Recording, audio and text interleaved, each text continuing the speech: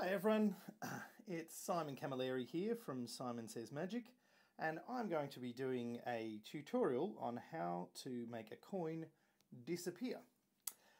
So this is what it looks like. You use an ordinary coin and you show it to everyone, you grab it, and then you shake your hands a couple of times and then it disappears. Now, you may already have guessed that the basic move is that you take it, but you don't actually take it out of the hand. It just looks like that. This is called the French drop, and I'm going to be. It's a trick that I learnt back when I was 12 years old, and it's one that I really enjoyed doing, and I've done it for many years. And you can do it in lots of different ways. And so I'm going to show you my technique and the things that I've learnt about how to do it well. And so let's get right into it. Now, I've got 7 steps that I think about in doing that very, very simple trick. That's just... And they are basically showing, drop, grab, misdirect, then convince, and then there's ditch, and then there's reveal. Now I'll go through each one of them one at a time. I'll get my coin. Now the first one is show, and that's just to hold up the coin. Now I use my thumb and my middle finger, and I hold it up this way. It shows that there's nothing in my hands, nothing up my sleeves. I've only got one coin. I haven't got anything else. It's a very clean sort of way of showing. So I hold it up like that. But then I move into this position, and this is the position that the trick is going to be done in. So I go from show to the second step, and this step of the trick is called drop. Now all I'm basically doing here is dropping the coin into the curve of my fingers in my hand. I'm releasing on my thumb, and it drops down like that. So release on my thumb, so just releasing the pressure. And as silly as this sounds, you may want to get into the real meat of the magic trick. This is actually the heart of the trick. You need to be able to do this really well, so you have to practice this over and over again. One thing you might notice I'm doing is my hands are sort of open and relaxed, but when I drop it down, I may need to close my hands just a little bit to catch it. If it's open, then you might be able to see through the fingers. But the ideal is not for drop it into your hand, but to drop it into the curve of those fingers. And for me, I've got big enough fingers that a 20-cent coin will fit really nicely in between those two fingers, and they'll just sort of just drop there naturally, so I can actually keep it a bit loose. But you may need to use a 10-cent coin if you're a kid and you've got smaller hands, or a $1 coin's also not bad. And if you're really brave, you can go bigger and you can use a 50-cent coin. But that's the technique you need to practice, getting it so that when this drops, it just drops down and into the fingers. And so much so that you can even just move your hand across and it disappears, but it's actually just drops in there. So just practice that over and over again till you're very comfortable with minimal movement. It just drops into your hand. Right? Make sure when it drops in, you don't clench up your hand like you're trying to hide something, because that will draw people's attention. But you just let it drop into your hands and disappear. Okay, that's the second step. So the first one is show, then it's drop. Now, obviously, when you're dropping, people will see that, and so the third step is something you do while it's dropping, and that's the grab move. What the grab move is, basically, with your dominant hand, whether you're right or left handed, you can do this either way. You lead with your thumb, and what you're aiming for is to go, when you've got the coin here between your thumb and middle finger, you see there's like a hole there, right?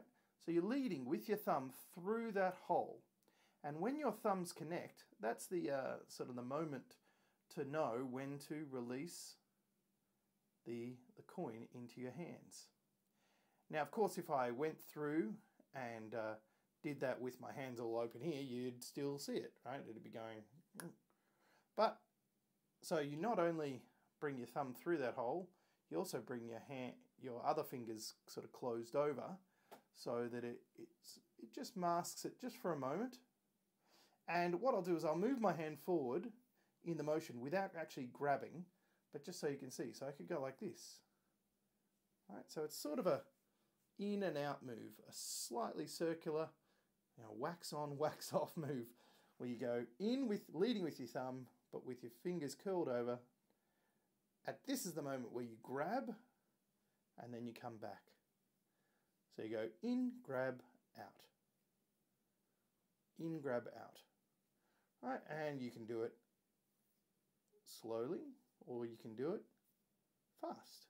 But either way, that's when the magic happens. Now, to get this looking natural, one of the things I used to practice is actually grabbing a coin. See, that time I actually grabbed it. And that time I didn't. So you've got to try to do it so that you've got to work out what do your hands do when you're actually grabbing a coin. How do they look? How do they feel? And I even used to play a little game with people, and I'd do it, and then they'd have to guess which hand's it in. And if they could,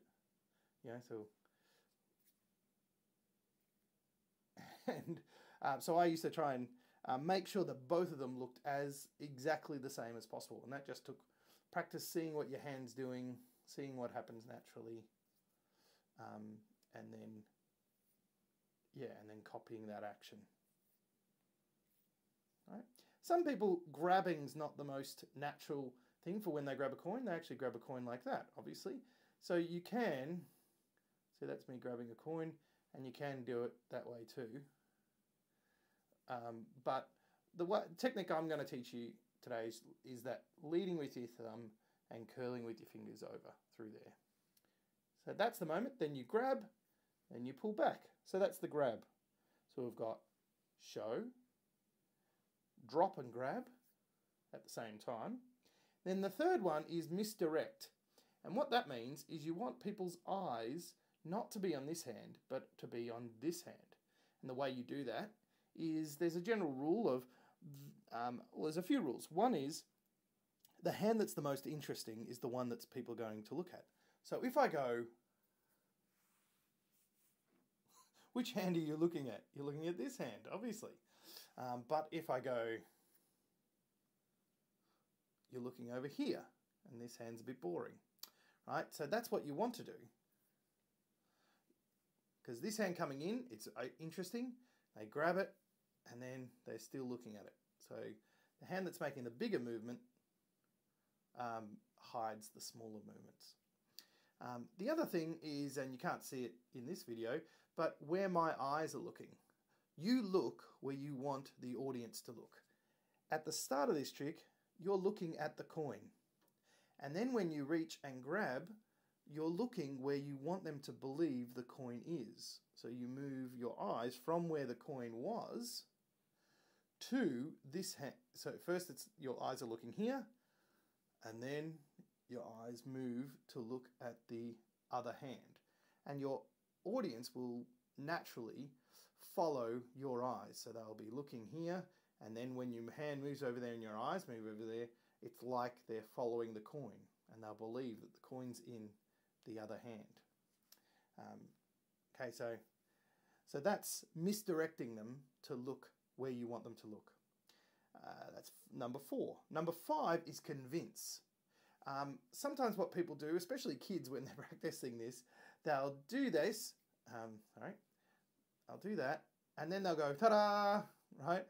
And basically your brain hasn't had enough time to really believe that the coin was in this hand.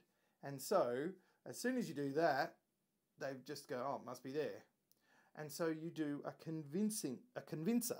You do something to convince them that it really is in here. And that may just be the way you hold your hand. It might just be like this, doing an action like this and talking. And what that's doing is going, oh yeah, well, he looks like he's holding something in this hand when he's talking. And that's how, sort of shaking a coin or that sort of thing. But and the fact that you're looking at that hand too is another convincer. So that's quite important. And the more time you give doing a convincer, the more people will just believe that it's in that hand. In fact, when they recall the trick, they may even go, yeah, I saw it in this hand. And so you definitely don't reveal it too quickly. So that's the convincer. That's number 5. And number 6, if you can, while doing the convincer, and while you're misdirecting everyone to look over here, if you can ditch the coin. So number 6 is ditch.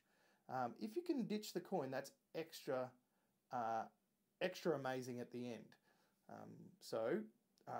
One of the ways of ditching the coin, a real simple one for kids, is to use a magic wand or even a pen.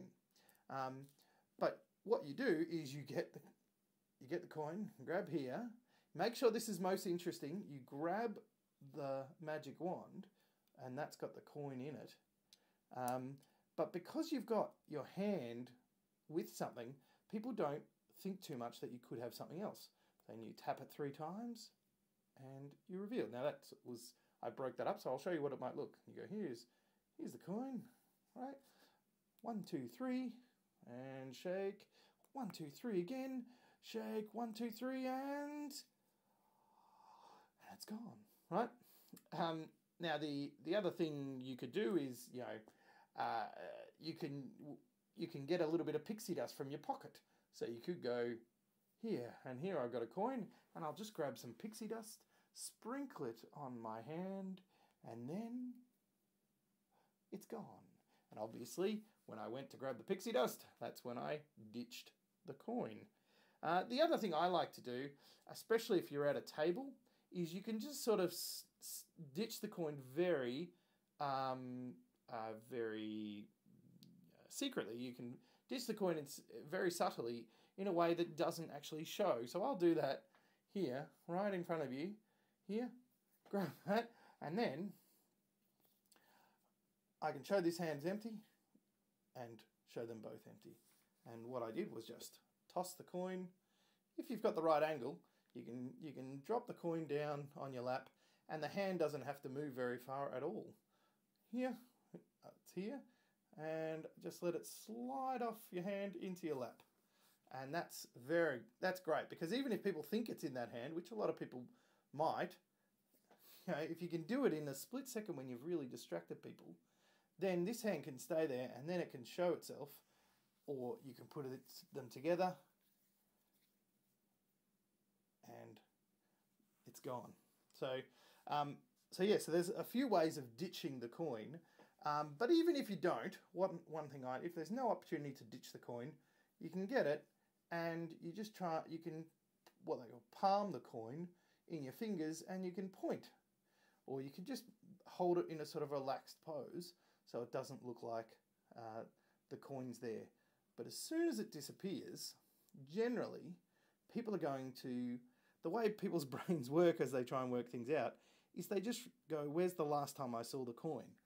And so even little kids will naturally go, oh, I probably missed something, and they go back to the hand where they saw the coin.